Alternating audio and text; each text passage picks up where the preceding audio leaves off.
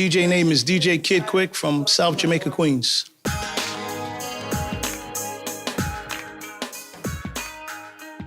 As a kid, I was a very active kid. Played on the baseball team, did a little bit of football, also ran track. As far as growing up, stuff I used to listen to was straight hip hop. And what I mean hip hop, like at the early stages, I listened to the tapes because I was too young at that particular time. These were tapes from my brother, Cleveland Battle, R.I.P. I used to listen to DJ Battle tapes with the Disco Twins versus the Infinity Machine, and that was at IS-8. I lived right down the block from IS-8. So I was too young to go in, but I used to be outside listening to it from the gym area, and I was always a fan of hip-hop. And I used to listen to the Cold Crush Brothers, Grandmaster Flash, Grand Wizard Theodore, the Zulu Nation when they was on the radio station. Brothers like Rat and Monkey from 40 Projects, DJ DeWitt from Southside Jamaica, Queens, Grandmaster Vic. A lot of those DJs I used to listen to, but as I was listening to them, I was getting more in tune into hip hop. So I wanted to become a DJ also. I was always playing music, but I wanted to take it to that next level. First set of turntables, they were B1s, SL B1s. I got them from actually saving money because I was a paper boy. This is when I used to live in Rochdale. A lot of people don't know it, but I used to live in Rochdale Village. And as a paper boy, I used to save up my money and my allowances. And I used to save for months after months, that actually went to years. So I got my mixer, got my SLB1s, and started buying. I basically started buying vinyl records, and I was becoming a DJ. And then we moved out to Southside Jamaica, Queens, which is right down the block from IS-8. What I used to do, like I said, save.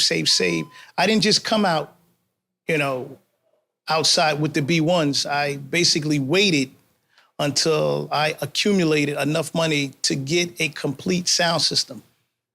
And once I got a complete professional sound system, well, even before that, I would play like in front of the house a little bit, being known. I used to do tapes, but to take it on that major level, I had to save up for years. I mean, years saving up my money. And I started to get professional stuff. I used to look at the Disco Twins stuff, and my cousin Carl, which is from Brooklyn, he told me exactly what to get. And then I started to do my research and my history. I started reading up on it, on the Richard Long crossovers, on the Crown Power amps, because back at that time, everybody was getting PV power amps.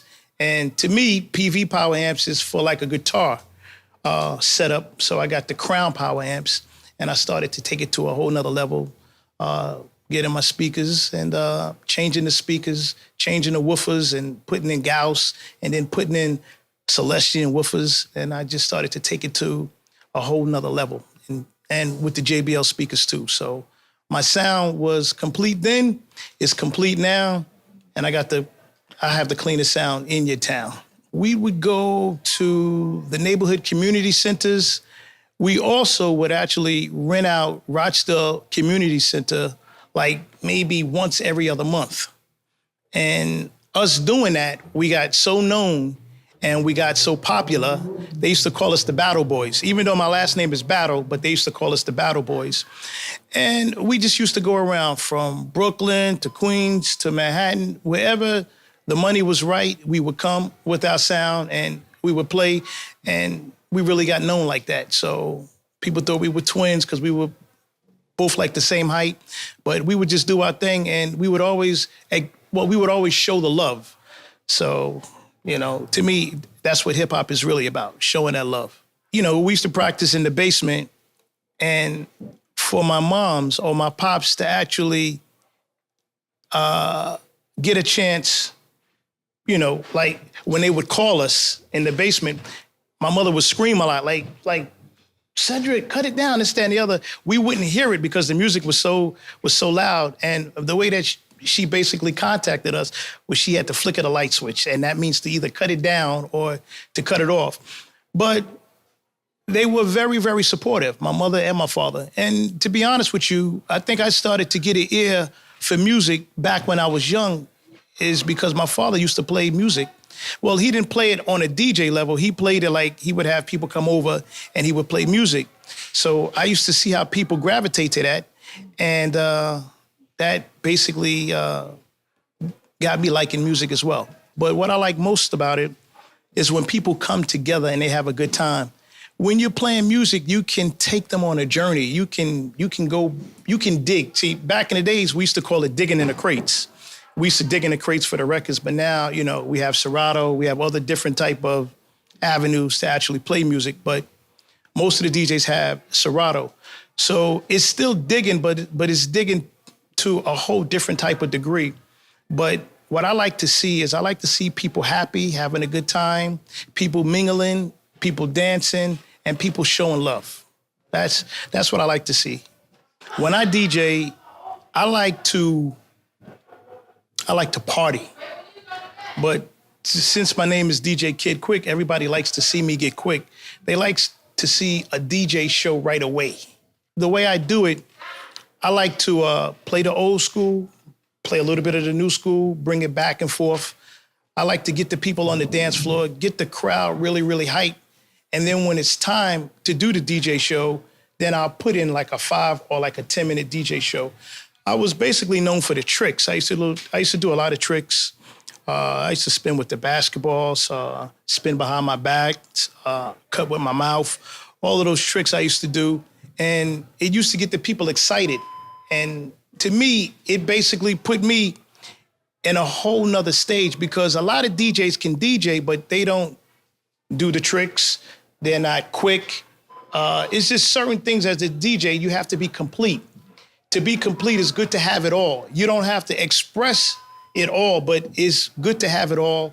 And I'm speaking on knowing how to get the crowd, having them stay on the dance floor, knowing how to please the hip hop heads that actually want to hear the beats, knowing how to please the MCs that want to hear the actual instrumentals because they want to get on a rhyme.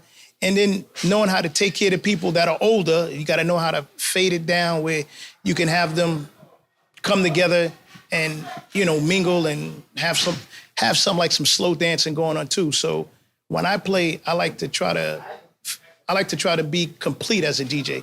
I like to try to express myself. And when they leave a DJ Kid Quick show, I want them to be satisfied because my name is on that. The thing about music can bring a lot of generations together, and it's just like food. So once all that plays a major part, I feel good, I feel happy, and I get a chance to actually do what I love to do. So this is in the blood. I think they all acknowledge me, whoever I played in front of. Some may give the props, some may salute, and some may not. But as me being older, as me being wiser, whoever is in front of a DJ set, see, I'm from the old school, which is the actual true school. I like the turntables and a mixer. So as far as the CD turntables, I'm not too much into the CD turntables. Not saying I will never do it, but if I'm gonna go down playing, I like to play with the set of 1200s. That's how I express myself. And I like to keep it real on that. But as far as the DJs, what I like to do is I like to acknowledge everybody. I like to give the props to everybody. And I think all other DJs should do the same. So I like to support. And most of them have supported me. Most of them reached out to me. Some are on a positive tip, some are on a negative tip. But no matter what, I just keep it going. The legacy I want to leave when I leave this game or when I leave this face of earth is I want them to say that he did it his way, just like Frank Sinatra. He did it his way. I was never a tag along. I'm basically my own man. I'm my own boss. I have a sound system which actually proves that. I have my own sound system. I don't have to borrow nothing. Blood, sweat, and tears. And I like to just keep it real.